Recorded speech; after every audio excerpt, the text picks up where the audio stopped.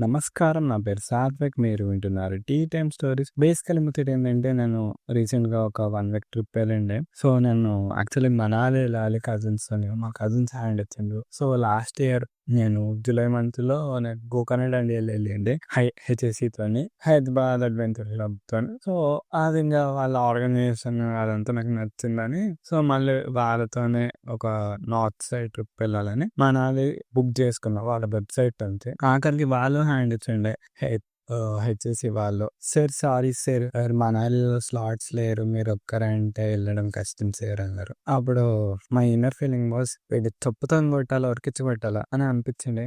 ఏమనలేము. ఇంగా వేరే దగ్గర ఏం ట్రిప్స్ ఉన్నాయంటే కేరళ అన్నారు. కేరళ అంటే కోవిడ్ కేసెస్ ఇంకా అక్కడ ఇంకా చాలా డేంజర్ ఉందన్నారు కాబట్టి, సో, ఇంక నార్త్ ఫిక్స్ అయ్యి నేను దూరం యాత్రకు వెళ్తా అని దూరం యాత్రకు బుక్ చేసుకుండే. సో, బేసికల్లీ ఏంటంటే మే 31 పొద్దున 6:30కి నేను ట్రైన్ ఎక్కిండే. మా డాడీ నాకు సెండ్ ఆఫ్ ఇచ్చి జాగ్రత్తగా ఉండు అని చెప్పి వెళ్ళిపోయిండే. దాని తర్వాత ట్రైన్‌లో నాకు ముగ్గురు అబ్బాయిలు పరిచయం అయ్యిండే. ఒక అబ్బాయి పేరేమో అభిషేక్, ఇంకో అబ్బాయి పేరేమో శివ, ఇంకో అబ్బాయి పేరేమో సాహో.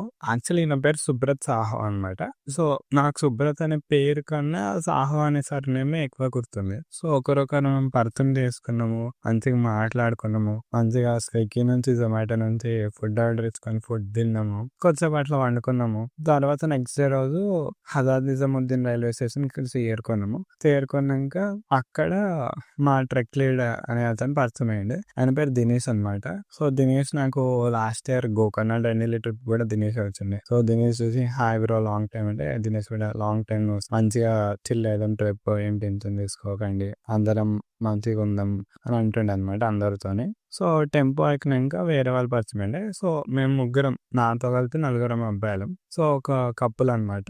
కపుల్ అన్న, వదిన. అన్న పేరు వెంకటేష్. మేము ట్రిప్ మొత్తం అన్ననే వెంకీ మామ అన్నాము. ఇంకా వదిన పేరు ప్రసన్న అనమాట. అండ్ ఇద్దరు అక్కలు. ఒక అక్క పేరేమో చేతిక.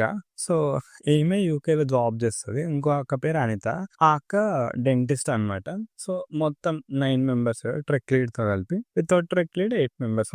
సో, డే 1 హరిద్వార్ ఎళ్ళే రూట్‌లో ఫస్ట్ బ్రంచ్ చేసిండే. బ్రంచ్ అయినంక హరిద్వార్‌కెళ్ళి గంగా స్నానం చేసిండే. ఈ గంగా స్నానం కూడా ఓన్లీ బాయ్స్ చేసిండే. అండ్ మా ట్రెక్ లీడ్ అతను ఆ బ్యాగ్స్‌ని చూసుకుండే అనమాట.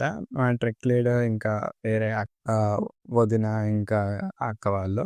అండ్ ఏమంటారు, గంగా స్నానం అయిపోయినాక ఇంక డ్రెస్ మార్చుకొని మానసాదేవి టెంపుల్‌కెళ్ళి దర్శనం అయింది. దర్శనం అయిపోయినాక గంగా హారతి అయింది. గంగా హారతి టైం అయిపోయినాక ఇదేమంటారు అంతా మంచిగానే అయింది గంగా హారతి ఇదంతా. కానీ నాకు ఒకటి నచ్చలేదు ఏంటంటే, మరి ఆశీర్వాదం తీసుకోవడానికి కూడా డబ్బులు అడుగుతున్నారంటే నాకు మరి టూ మచ్ అనిపించింది. ఎందుకంటే సౌత్ ఇండియా టెంపుల్స్‌లో కూడా కమర్షియల్ ఉంటారు కానీ, మరీ బ్లెస్సింగ్స్ ఇయ్యడానికి కూడా ఇంకా పైసలు అడుగుతున్నారంటే నాకు ఇది టూ మచ్ అనిపించింది. ఇంక నా ఒపీనియన్ నాది.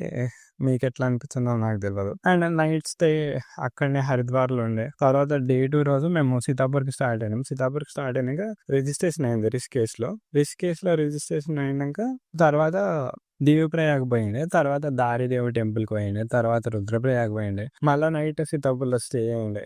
డే 3 రోజు early morning trek start అయ్యిండే Sonprayag నుంచి. Sonprayag to Gaurikund, Gaurikund to Rishikesh. రిషికేష్ అంటున్నా, కేదార్‌నాథ్. సో, బేసికల్ ముచ్చట ఏంటంటే, నాకు లాస్ట్ ఇయర్ యాక్సిడెంట్ అయింది. అంటే క్రికెట్ ఆడుతుంటే కింద పడ్డా. తర్వాత 2 మంత్స్, 3 మంత్స్ ఇంట్లోనే చెమ్మ చెక్క చాడేసి ముగ్గయిండే. అండ్ నేను మా డాక్టర్‌కి ప్రూవ్ చేద్దాం అనుకున్నా. అంటే నాకు కూడా స్ట్రెంత్ ఉంది. నేను కూడా ట్రెక్ చేయగలుగుతా, లేకపోతే నేను కూడా చేయగలుగుతా. అట్లీస్ట్ ఒక 50 పోల్స్, 100 పోల్స్ చేయగలుగుతా అనుకున్నా కానీ, ఒక 20, 30 పోల్స్ తర్వాత హార్స్ ఎక్కేసి నేను ఫస్ట్ పైకి పోయిండే. నా తర్వాత ఏమంటారు మా ట్రెక్ లీడ్ వచ్చిండే. ట్రెక్ లీడ్ వచ్చినాక మేమిద్దరం క్యాంప్‌లో ఉండే. ఇంకా క్యాంప్‌లోకి వస్తే మాట్లాడుకొని అట్లా ఒరిగినాక వేరే వాళ్ళందరూ వచ్చిండ్రు. సాయంత్రం 6:30, 7:30కి హారతి అయిండే. మా ట్రెక్ లీడ్ క్యాంప్‌లోనే ఉంటా అన్నాడు. ఆయన క్యాంప్‌లో పండిపోయిండు అనమాట.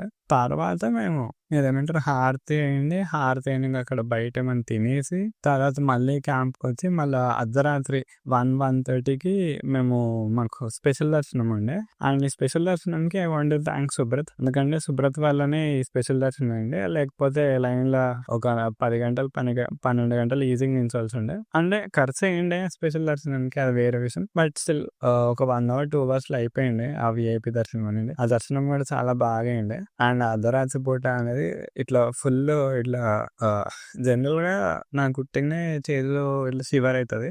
కానీ ఆ రోజు మొత్తం అర్ధరాత్రి పూట -1, -2 టెంపరేచర్. నేను స్వెటర్ యేసుకున్న, హుడీ యేసుకున్న, అన్నేసుకున్నా సరే ఇట్లా బాడీ వణుకుతుండే. అమ్మో! మస్తు ఇట్లా ఫుల్లు చలి ఉండే అనమాట. తర్వాత ఇంగ క్యాంప్‌కెళ్ళిండే.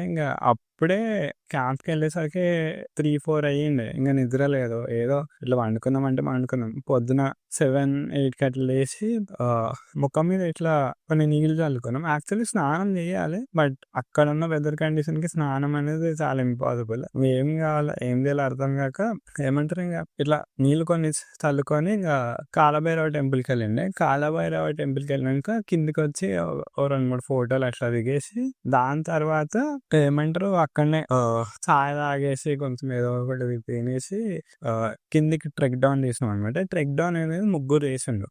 మా ట్రెక్ లీడ్ దినేష్, ఇంకో అబ్బాయి సాహు, ఇంకో అబ్బాయి అభిషేక్ చేస్తుంటే హార్స్ ఎక్కేటప్పుడు ఇంగ నాకు ఫుల్ భయమైంది. అంటే నేను హార్స్ మీద పోతుంటే నా గురించి భయం కన్నా వీళ్ళ ముగ్గురు గురించి భయమైంది. వీళ్ళ ముగ్గురు మంచిగా హార్స్ మీద రావచ్చు కదా, రిస్క్ ఎందుకు అని. రిస్క్ ఎందుకు అన్నానంటే స్నో పడుతుంది. అట్లానే వర్షం కూడా కొంచెం గట్టిగానే పడుతుందనమాట. సో ఇక్కడ ఏమైందంటే అయ్యో! వీళ్ళకేమైనా అయితదా? వీళ్ళు సేఫ్‌గానే వస్తారా? అని కొంచెం లోపల భయముండే అనమాట. బట్ మిరాకిల్ వాస్ మేము కిందకెళ్ళినంక జస్ట్ హాఫ్ అన్ అవర్ డిస్టెన్స్‌లోనే వాళ్ళొచ్చేసిండ్రు.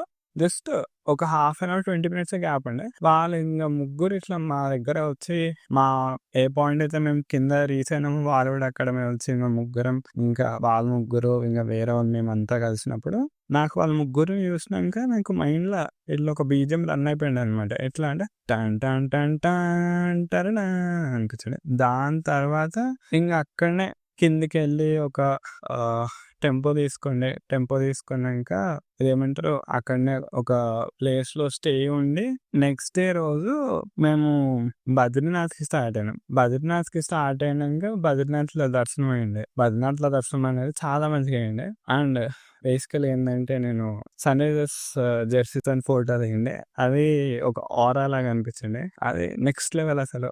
అంటే కేదార్‌నాథ్ కూడా బాగుంది. Kedarnath is really beautiful.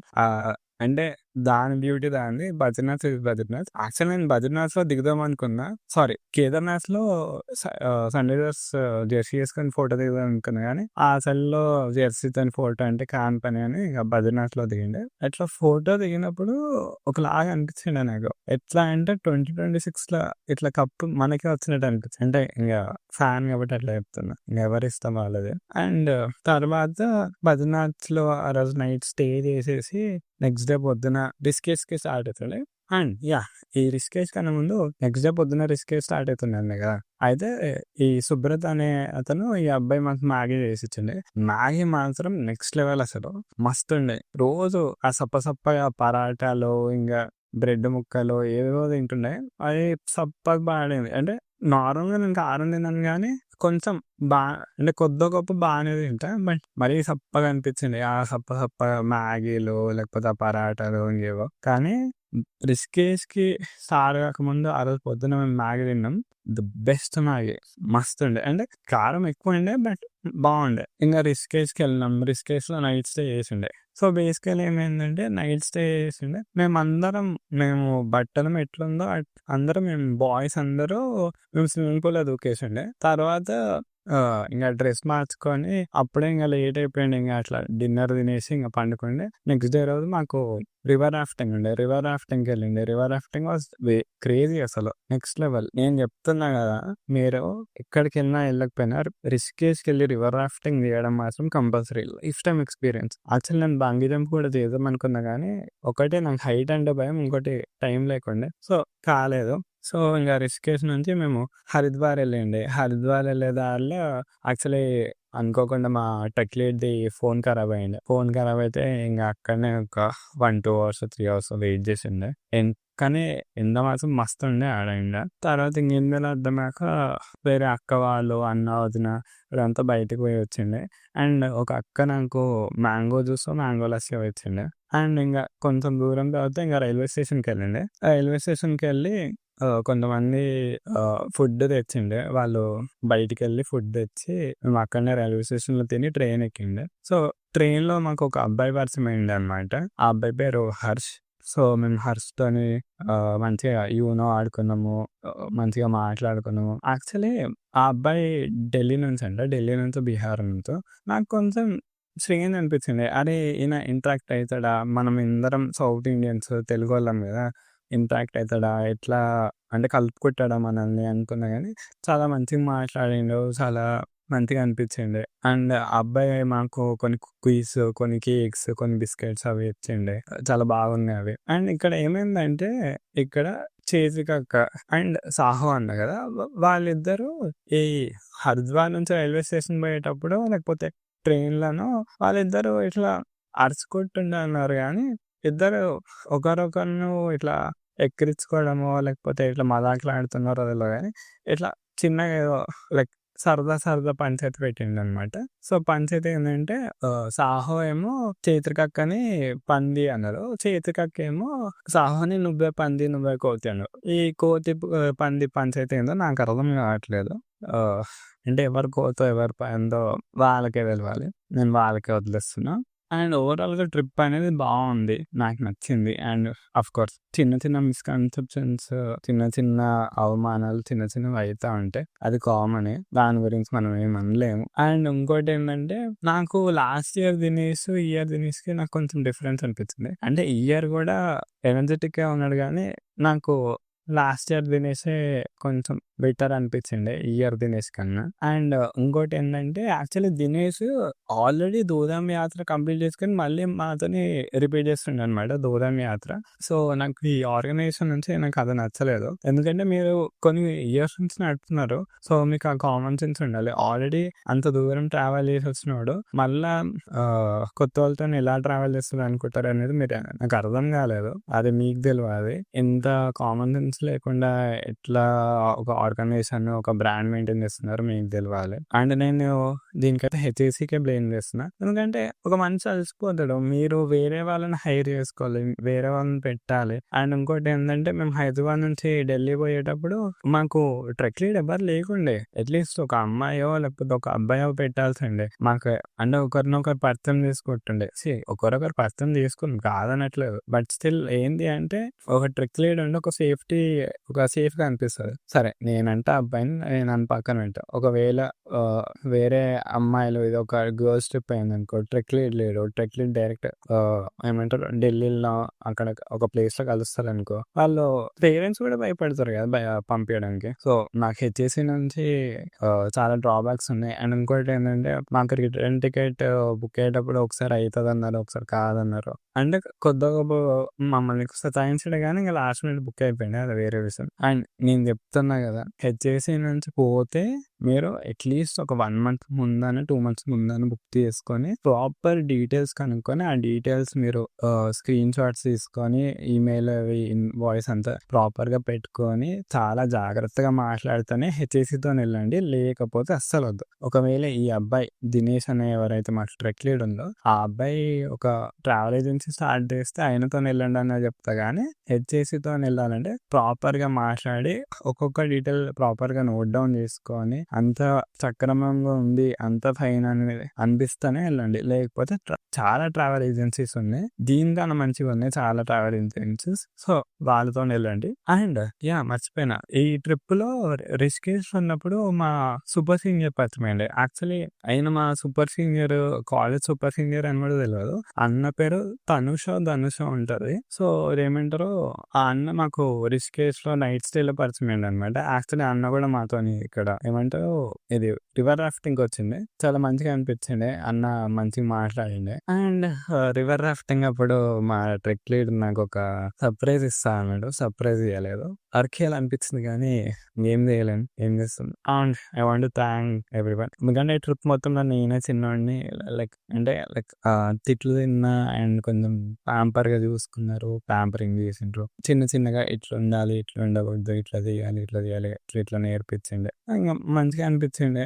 And నన్ను భరించినందుకు థ్యాంక్ యూ ఆల్. అండ్ నా వల్ల ఏమన్నా ఇబ్బంది ఉన్నా లేకపోతే ఏమన్నా అనిపించినా, ఫీల్ అయినా సారీ. నేనిక పాడ్‌కాస్ట్‌లోనే లైవ్‌గా చెప్తున్నా. నా వల్ల ఏమో ఇబ్బందైతే సారీ. అండ్ మళ్ళీ లైక్ నెక్స్ట్ ఇయర్ ట్రిప్ ఎళ్తామా? లేకపోతే నేను వేరే వాళ్ళతోని ట్రిప్ ఎళ్తానో తెలీదు గానీ, మళ్ళీ మనం ఇంగ కలుస్తూనే ఉండాలి అండ్ మంచిగా టచ్‌లో ఉండాలి అని కోరుకుంటున్నా. And signing off. This is Satvik from tea time stories and by.